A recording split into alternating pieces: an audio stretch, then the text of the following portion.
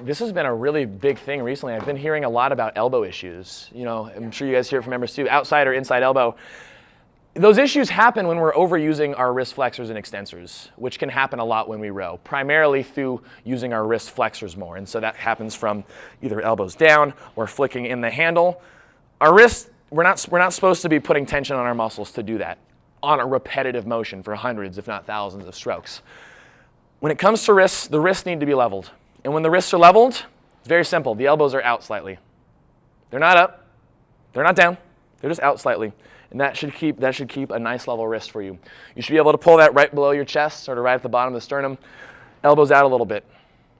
And that's the wrist position. So I would definitely encourage not to worry too much about like pinching your shoulder blades back forcibly each rowing stroke. If they're pulling the handle below the chest, keeping their upper body relaxed, shoulders down, like that's all the engagement you need.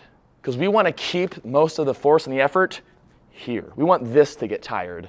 We don't want this to get tired or this to get tired.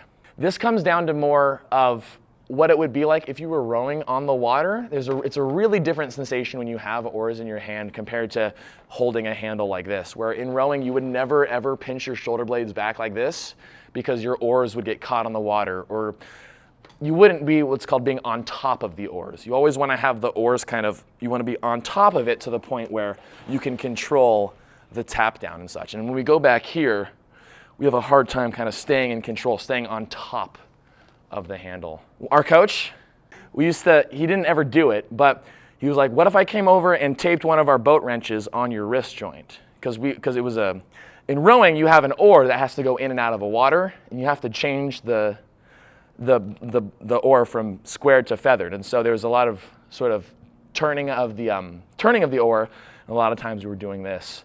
And he'd say, like, don't let the wrench poke your wrists. And I've always found that as an interesting thing. Like if you taped a wrench below or above your palm, like you wouldn't want to stab yourself with the ends of that wrench. So elbows out slightly, keeps it flat. Yeah, thumbs underneath.